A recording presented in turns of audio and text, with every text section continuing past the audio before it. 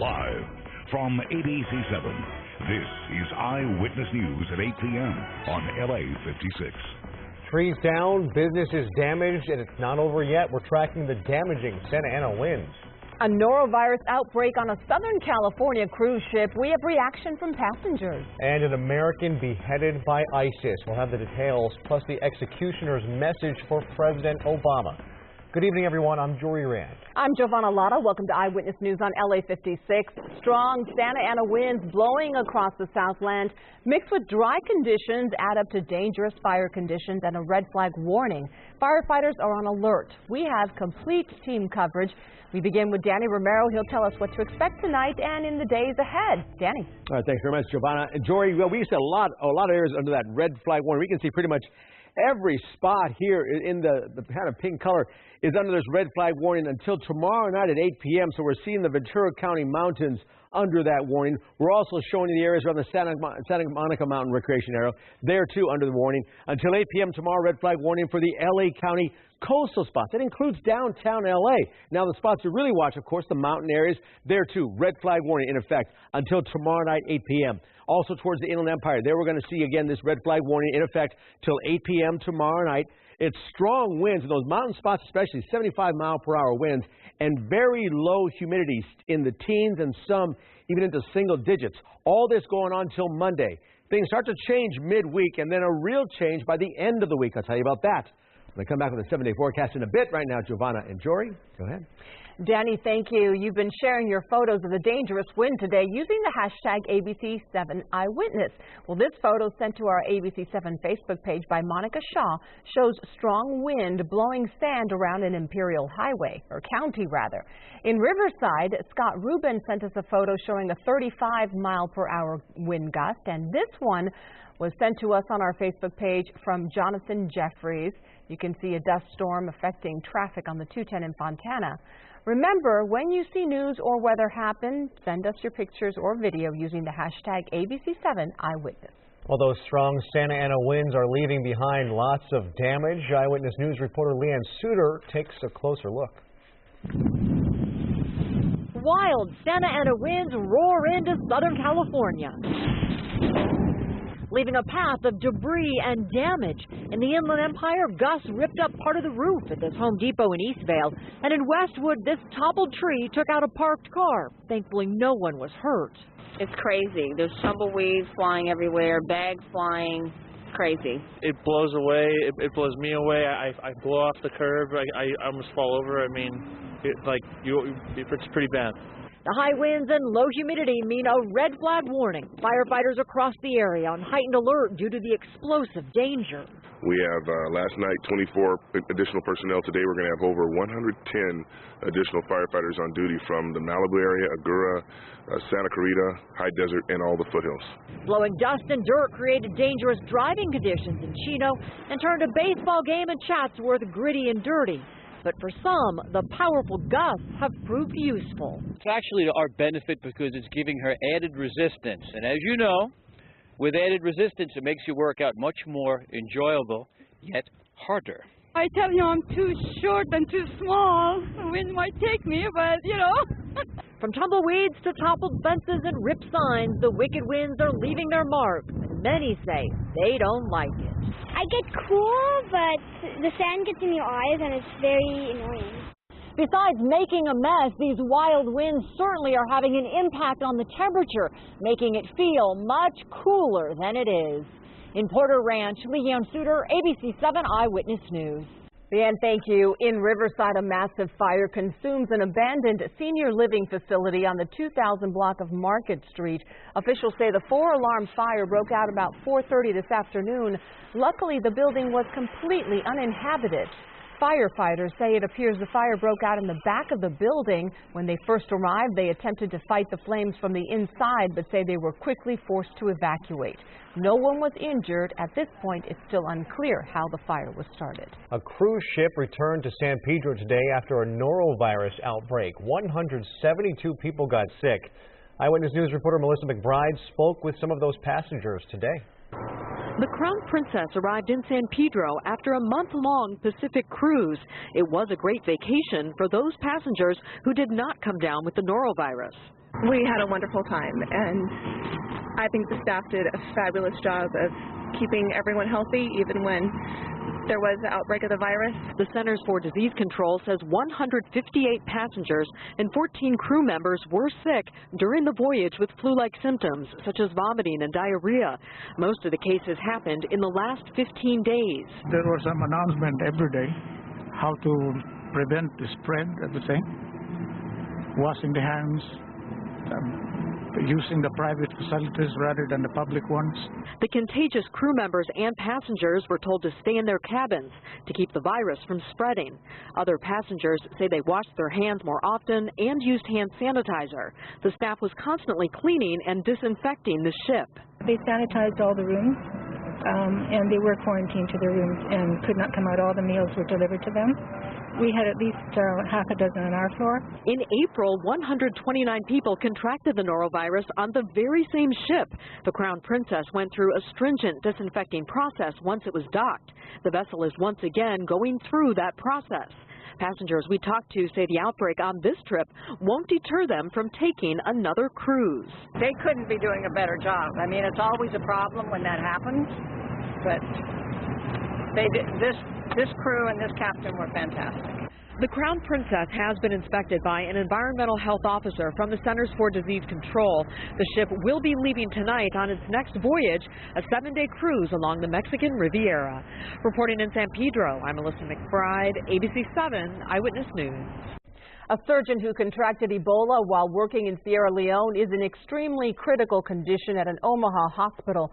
That's the word from doctors at the Nebraska Medical Center's biocontainment unit. Dr. Martin Salia arrived in Omaha yesterday. The unit's leading doctor calls it an hour-by-hour situation and says a team of specialists is doing everything humanly possible to help Salia fight the disease. Of the 10 people treated for Ebola in the U.S., all but one has recovered. The White House has now confirmed the death of American Peter Kassig at the hands of ISIS. The 26-year-old aid worker was taken captive in Syria more than a year ago. Now investigators are searching the gruesome video for clues, trying to track down the militants who are responsible. ABC's Brian Ross has the latest developments. For ISIS, it did not seem to matter that Peter Kassig had converted to Islam, had come to Syria not to fight, but to help. We each get one life, and that's it. But there was no mercy for Peter Kassig, as today's 15-minute ISIS propaganda video made clear. A masked man with a knife appeared, claiming to be in the Syrian city of Dabiq, with Kassig's severed head at his feet, referring to him only as a former U.S. Army soldier. And here we are, burying the first American crusader in Dabiq. It appeared to be the same man with a British accented voice as seen in previous ISIS videos, known as Jihad John, the purported executioner of American journalists James Foley and Stephen Sotloff, as well as 2 British citizens. It does seem to be the same person, and obviously inside the government working very hard to exactly identify him. Jihad John appears elsewhere on today's video in a scene in which he gives the order to behead 16 men described as Syrian soldiers. Unlike previous videos, the other ISIS fighters all show their faces as they commit the murders, a potential intelligence bonanza for U.S. and European officials trying to identify and track them. Also, unlike previous videos, Jihad John makes no effort to hide his location, with clearly obvious landmarks of buildings, roads, and farmland in the background, seemingly taunting the U.S. as he addressed President Obama, eagerly waiting for the remainder of your armies to arrive.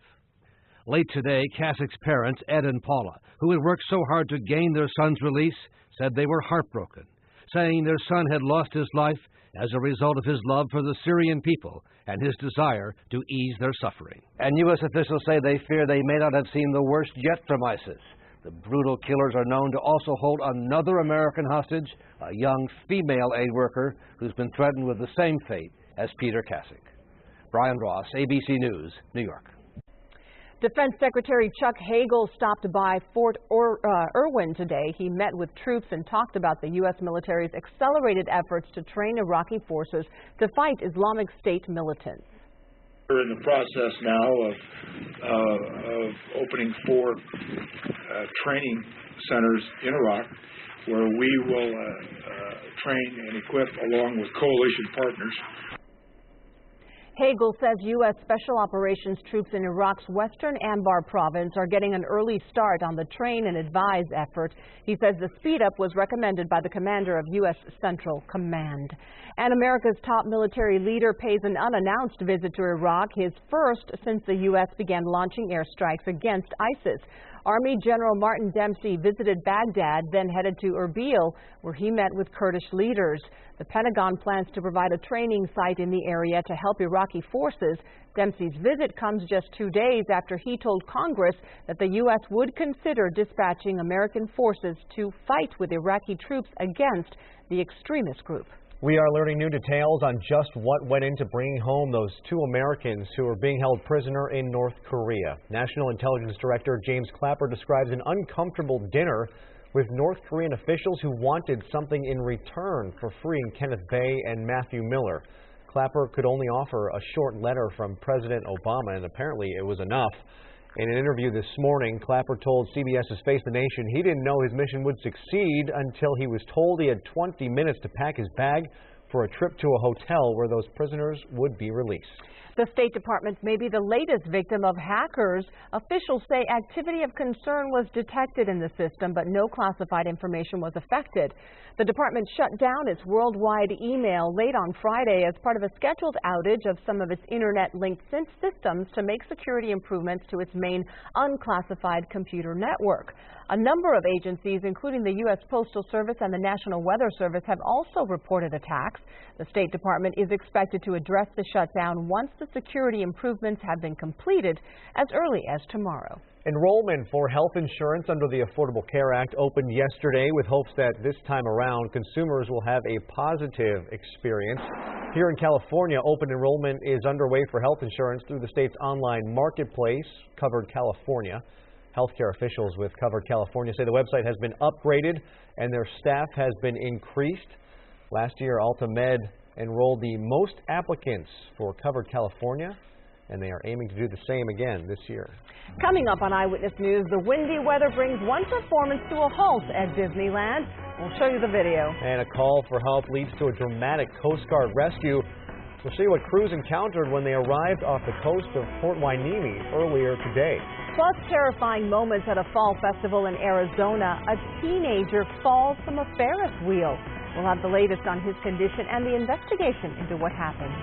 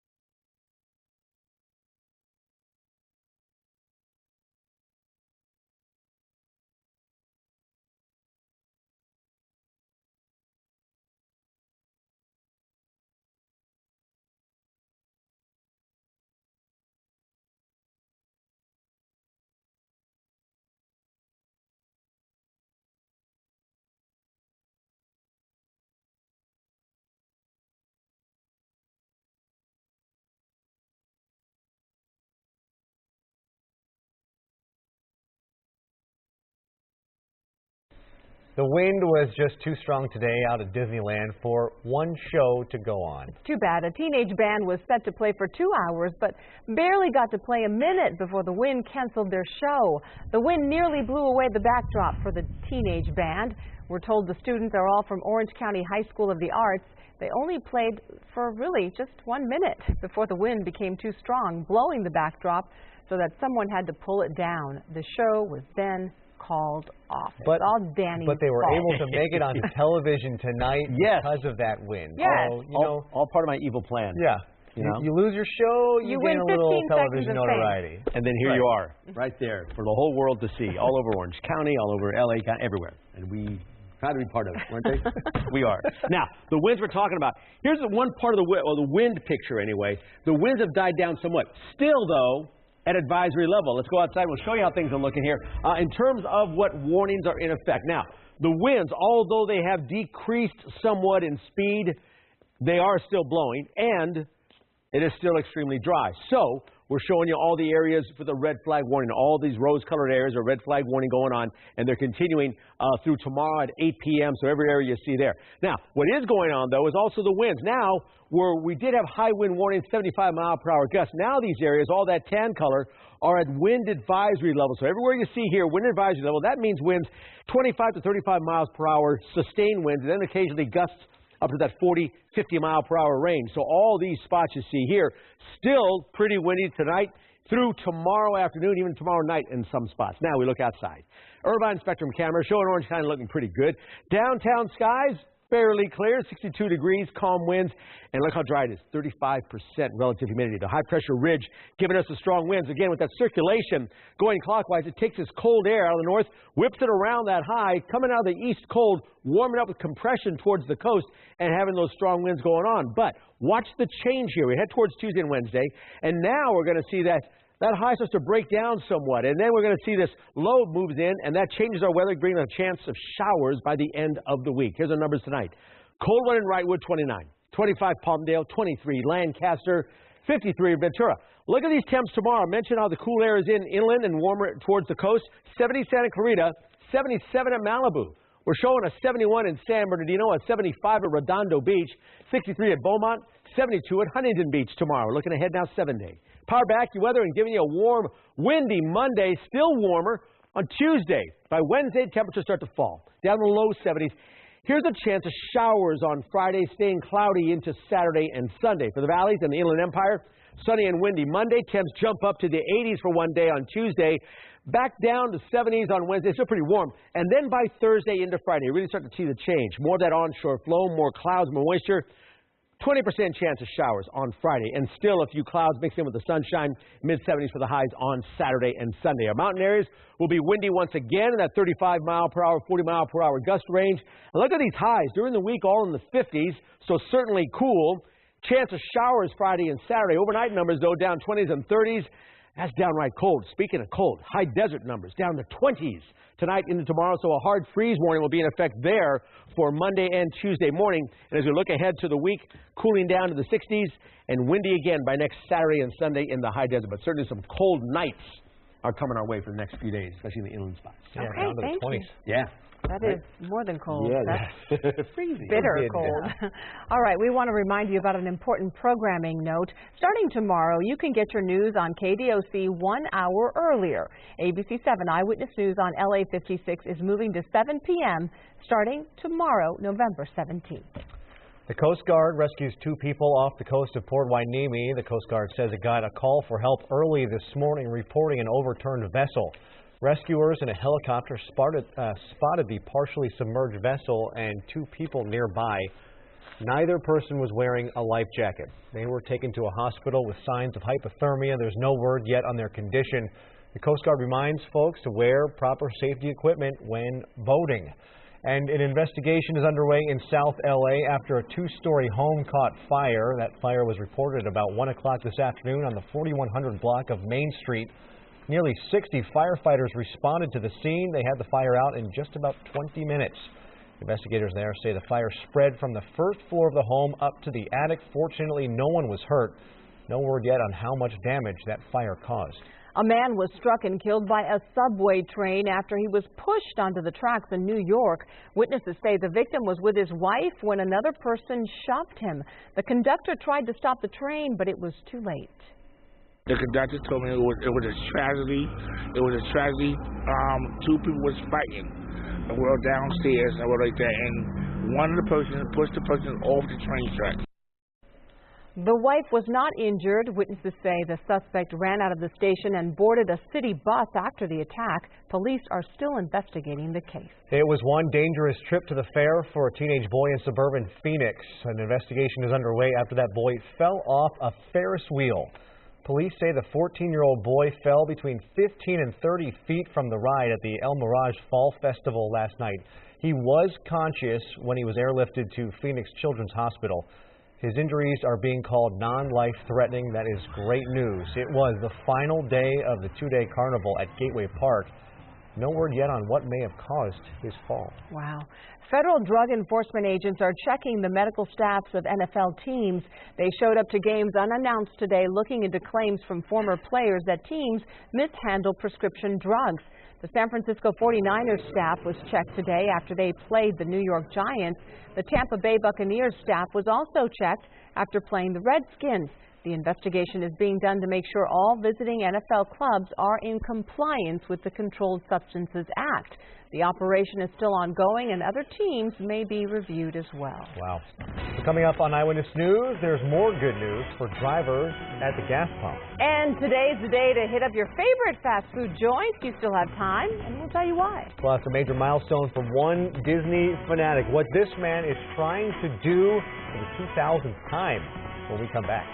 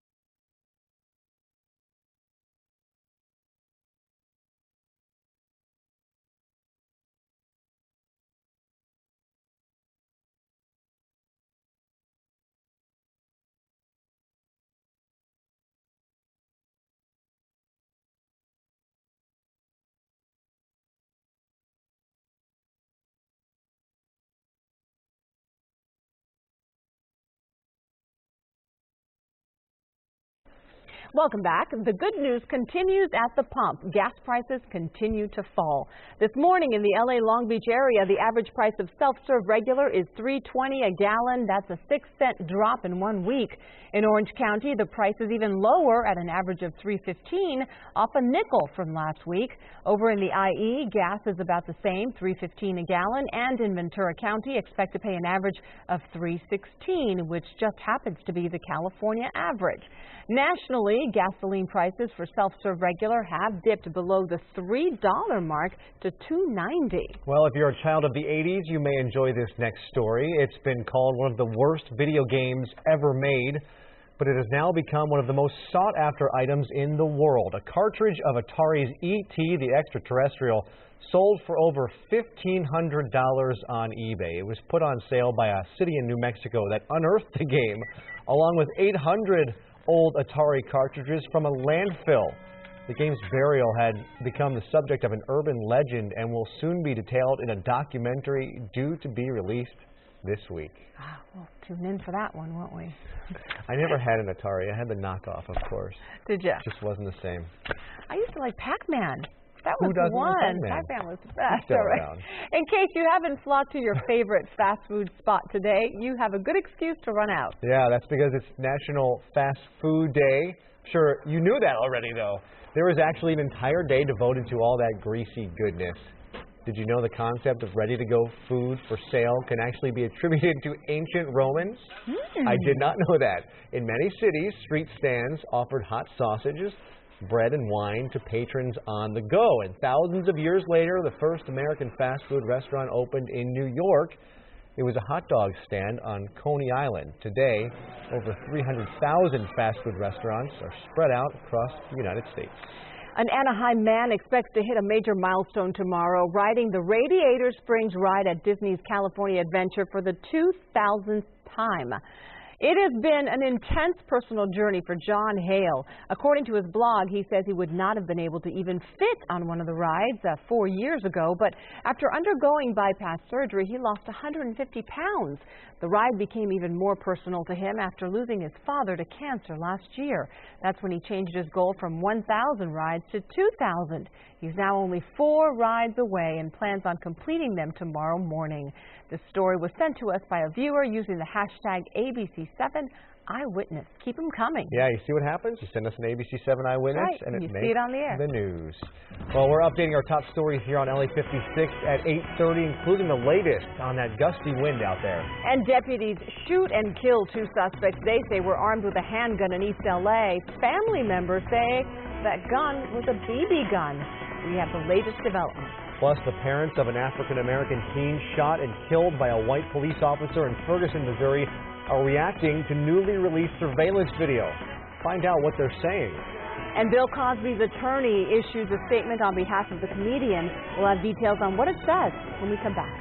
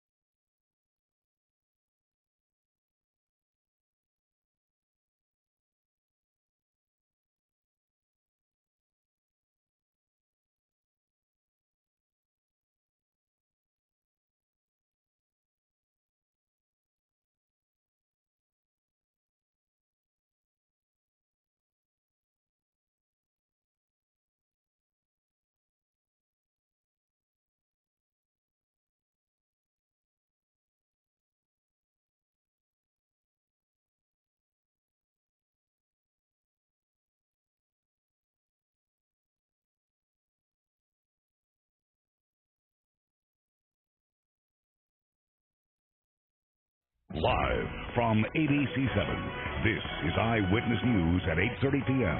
on LA56.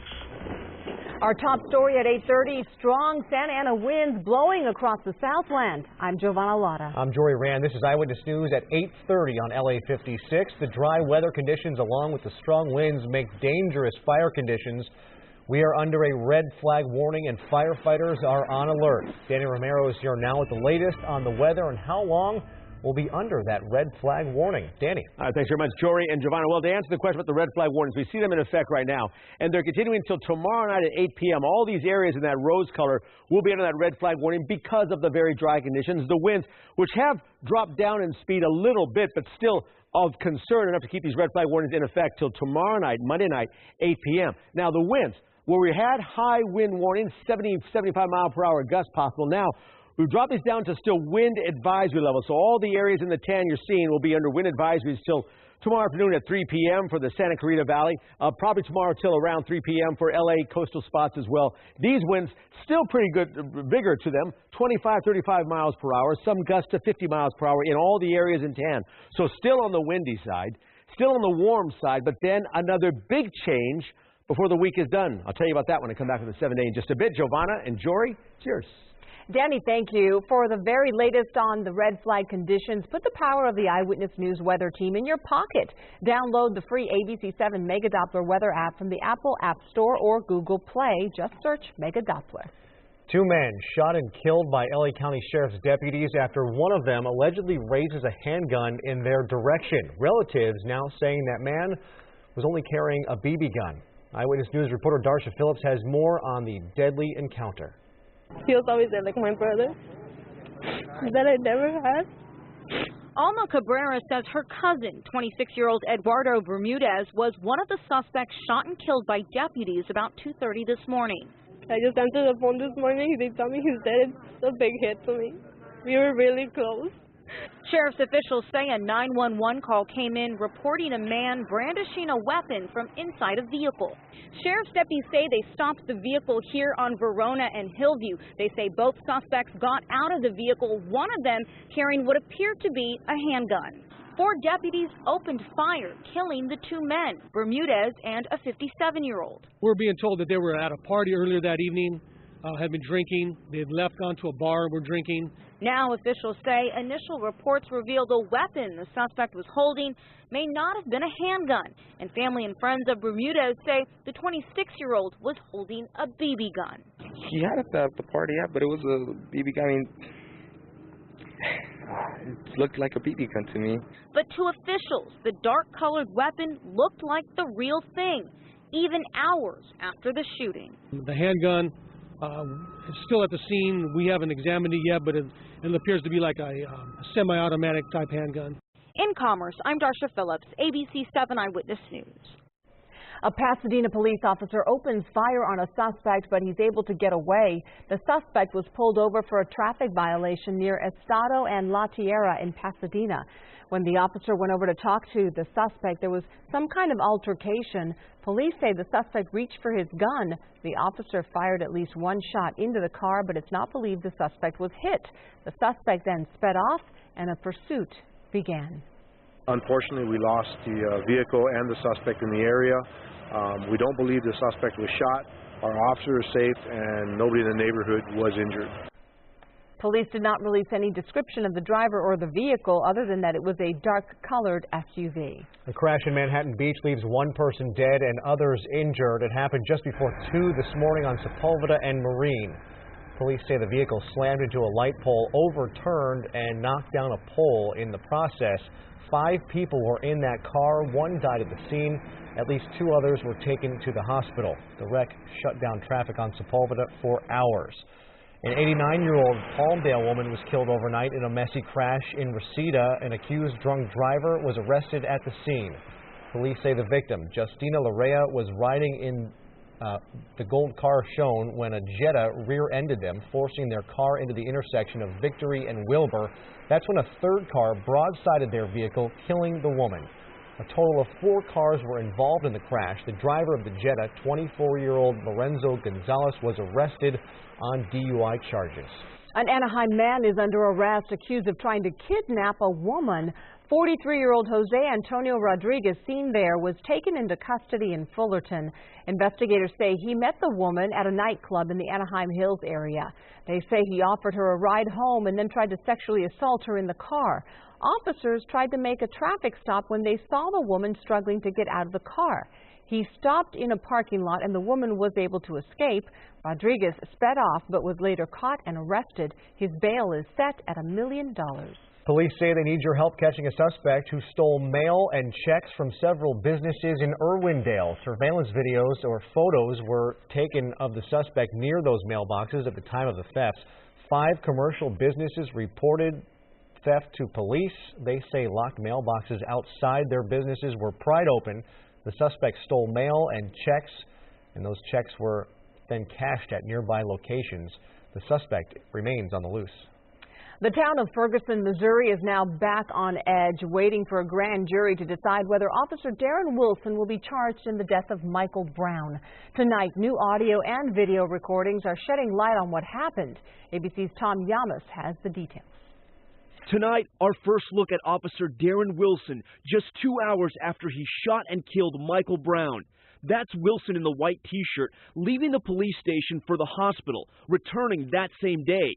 In the past, Ferguson police suggested that Wilson fired on Michael Brown after a fight, telling ABC's Steve Osunsami. His face was swollen, so he'd obviously been hit or punched or something like that. Here's a closer look at Wilson's face, both sides. The video zoomed in. Brown's family says there's something they don't see. The lack of injuries on the officer's face demonstrates that they exaggerated his injuries. The St. Louis Post-Dispatch obtaining the video and police radio communications offering a new timeline of the August 9th incident. We're taking a stealing in progress. It all starts when dispatchers signal a robbery in progress. He's with another male. He's got a red Cardinals hat, white T-shirt, yellow socks, and khaki shorts. He's walking up back there. At noon, we hear Officer Wilson's voice offering assistance. It's unclear if he heard the descriptions. 21 to 25 or 22. You guys need me? Within a minute, Wilson comes upon Brown and his friend, then calls for backup. 21, put me on Canfield with 2 and send me in our car. Less than 90 seconds later, Brown is dead. Get us several more units over here. There's going to be a problem. Police department officials have declined to comment on the video or the radio transmissions. A grand jury decision on whether Officer Wilson will be indicted or not expected any day now. That was Tom Yamas reporting. Meantime, demonstrators lined the streets of St. Louis today calling for the arrest of Officer Darren Wilson. Bill Cosby's attorney has issued a statement on behalf of the comedian after nearly decades-old sexual allegations against him resurfaced.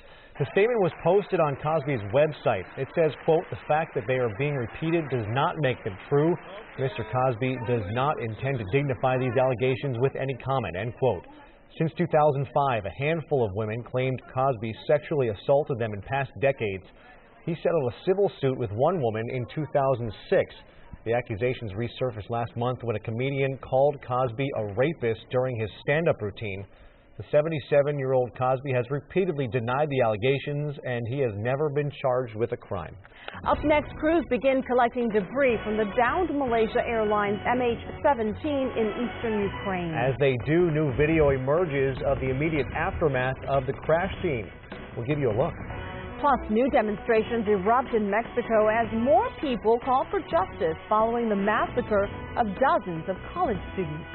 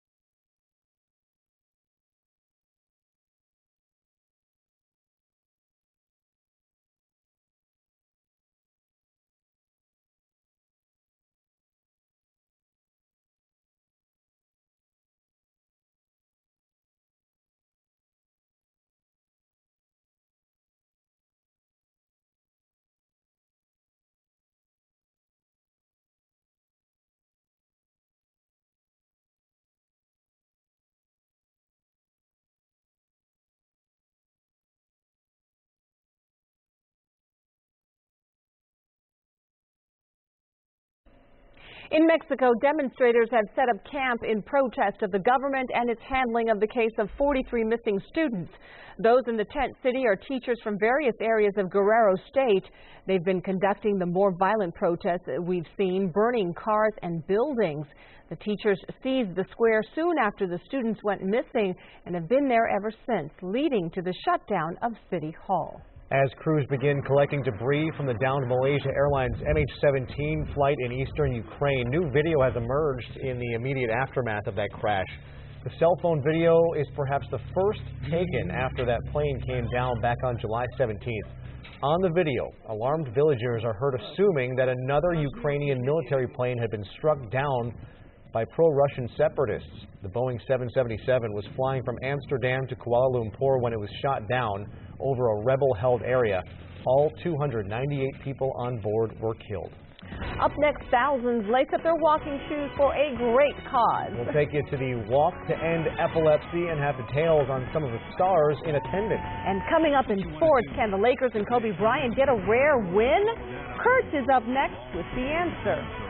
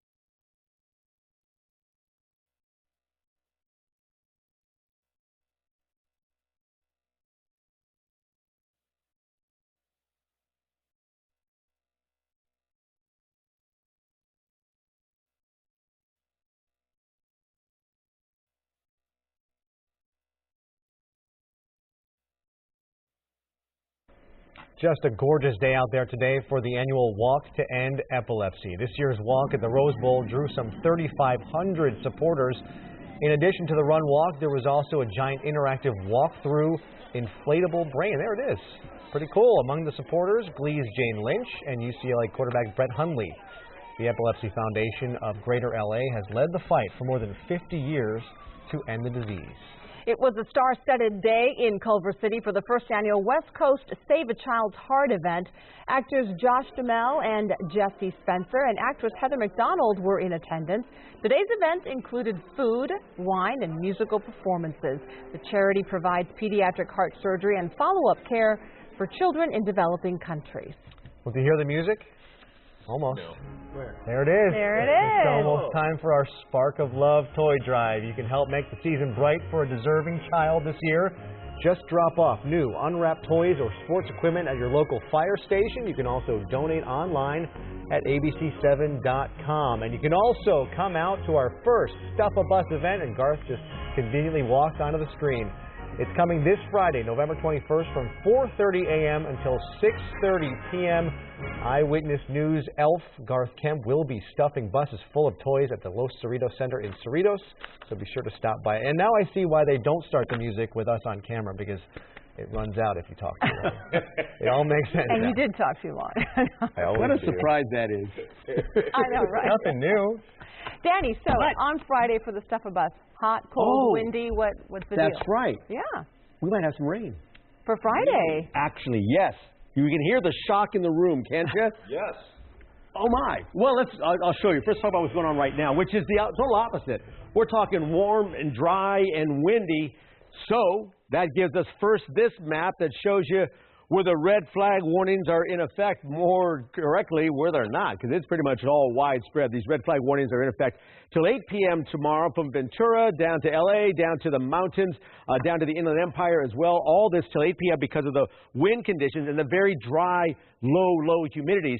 So that gives us the red flag warnings. Now, the winds, where we saw high wind warnings, 75-mile-per-hour gusts, those areas now, all in the tan here, are now down to the wind advisory level. Still, these are some pretty brisk winds blowing through the areas, and in effect till 3 p.m. tomorrow for the L.A. County mountains. Through the Inland Empire, we're going to see that in effect until 2 p.m. tomorrow afternoon. So still, almost another day or so of these winds in that 35-mile-per-hour range, with some gusts up to 50 miles per hour all through those spots. Now, we go outside and get a view here of our LAX camera live at an HD. On the coast, things are going to warm up quite nicely the next couple of days. Downtown skies, 62 degrees, 35% relative humidity, as again, the dryness I'm talking about is still in place. And here's why. We've got this ridge of high pressure, very strong right there. It's that offshore flow. Cold air from the north wraps around this high and warms up as it moves from east to west. So we're going to see cooler temps inland than on the coast for a couple of days. And now, besides that warm, windy weather, we're going to see a change right about midweek. As we go towards Tuesday and Wednesday, we see that high now start to break down. First, one front moves over on top of us, and then there's yet another one, a bigger weather maker out here, this low, that will bring onshore flow and a chance of showers on Friday. 20% chance we're talking about. Lows tonight, cold ones in Wrightwood, Big Bear, the High Desert, Palmdale and Lancaster in the teens and 20s. Highs tomorrow, here's what I'm talking about. 70 in Santa Clarita, gets you 77 in Malibu. 63 in Palmdale, 75 at Redondo Beach. 78 for Covina. We'll get to an 80 in Long Beach, 75 in Riverside. Looking ahead, 7-day power back. You weather giving you the warm couple of days to start the week, 80s. Then dropping down to the 70s and bringing in that chance of showers on Friday, still cool into the weekend. For the valleys of the Inland Empire, we have that windy condition again tomorrow. Temps jump up to the 80s on Tuesday. Still warm on Wednesday.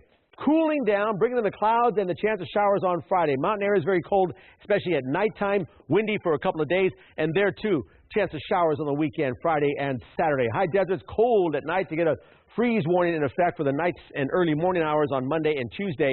And for the temps during the week, except for the one day of 71 on Wednesday, we're seeing cool temps in the 60s and windy, cold at night, especially 20s and 30s for the overnight numbers. There you go. Okay, and that moisture coming. Wow. Thanks. But grab a blanket first. Yes. Danny, thanks.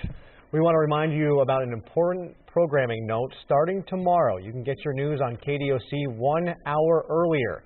ABC7 Eyewitness News on LA56 is moving to 7 p.m. starting tomorrow, November 17th. We affectionately call it the Ocho, so now it will be Siete. The dock at 7 o'clock. Still works, though. Sure does. What's up in sports? Plenty. On this final Ocho.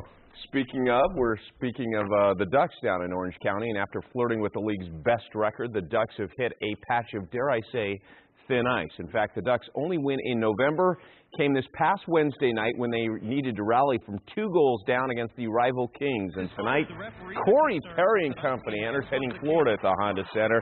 And after giving up an early goal, Hampus Lindholm evened the game when he floats one past the former King Jason Libera. As it turns out, the Ducks gave up 4 goals, though, in the second period, 2 courtesy of Brad Boyes. doesn't help when the puck is going off the skate. As it turns out, the Ducks lose for the 5th time in 6 games. So let's go to Staples Center. Look who stopped by. Shaquille and Kobe. They almost look like they're friends. Did you notice Kobe only hugged with one hand?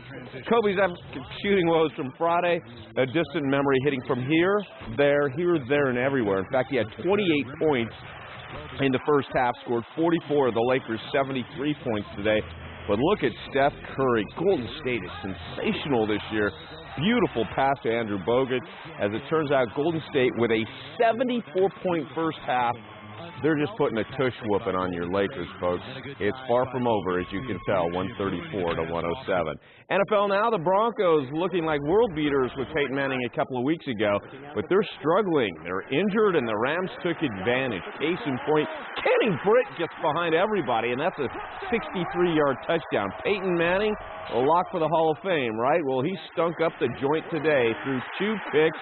The Rams, they shut him out in the second half. In fact, since Peyton Manning joined the Broncos, he's never scored less than double digits, only 7 today as the Rams humble him 22-7. NASCAR racing out of town, if you will. Denny Hamlin, one of 4 drivers trying to win the Cup. Joey Logano, ditto, but he had problems in the pits, which took him out of contention. With 8 laps to go, Kevin Harvick went low to pass Hamlin. Would have driven off with the win, but they had the 13th caution of the night, and I'm not sure his wife could contain herself with all the drama. Turns out Harvick's night did end with celebration. He holds off Newman, and yes, he takes home the championship. Great emotion for that team, their first ever win. Interesting, he's from Bakersfield, which is where Rick Mears is from, so when he was a kid, that's how the family got to know the Mears family, who they raised for. Oh, nice. Great. There you go. Thank you. Thanks, good. You're welcome. New tonight on Eyewitness News at 11 on ABC7, a man shot and killed in a Compton home, and his brother is accused of pulling the trigger. We have reaction from the victim's friends, and singer Bono set to undergo surgery after being injured in a cycling accident. Those stories and all the late-breaking news on Southern California's #1 newscast. That's Eyewitness News at 11 on ABC7. Well, coming up on Eyewitness News at 8:30 here on LA56, we'll tell you what topped the box office this weekend. And some holiday cheer as a little girl happily reunites with Santa after eating breakfast with him last week. Tonight, they discuss a few more important topics, such as a big Christmas wish.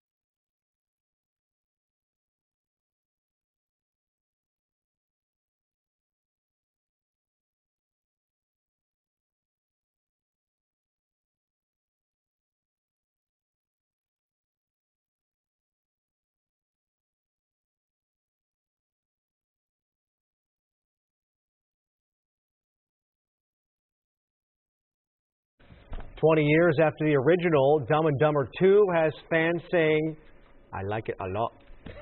That's awesome! It is pretty awesome. The Universal sequel starring Jim Carrey and Jeff Daniels opened with $38.1 million in ticket sales.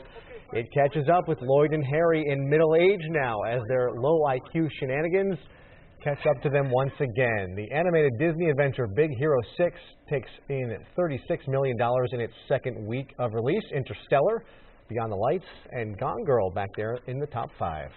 It's an update on the story we brought you earlier this week about a little girl who didn't want Santa to eat alone. Well, tonight the two have been reunited. ABC's John Donvan has more, including what the little girl asked old Saint Nick for this time around. This was where they met in this early-in-the-season Christmas tale, a Bob Evans restaurant, a little kid named Gracie, and a wizened old character named, well, you'll see. Gracie came from a home where they take celebrating Christmas pretty seriously, while the wizened old guy, well, here's where he works, days anyway, get it now? So it's breakfast time at Bob Evans, and Gracie and her parents drop in, and who does it turn out is sitting at the next table?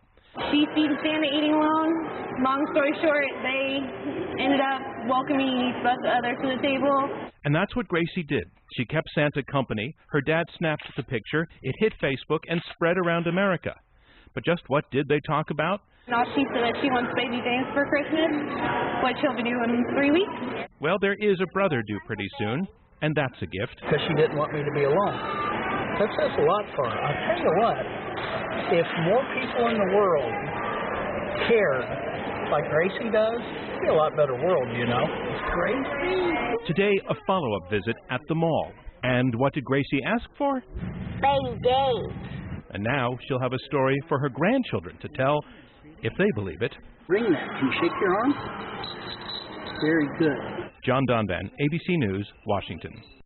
Just precious.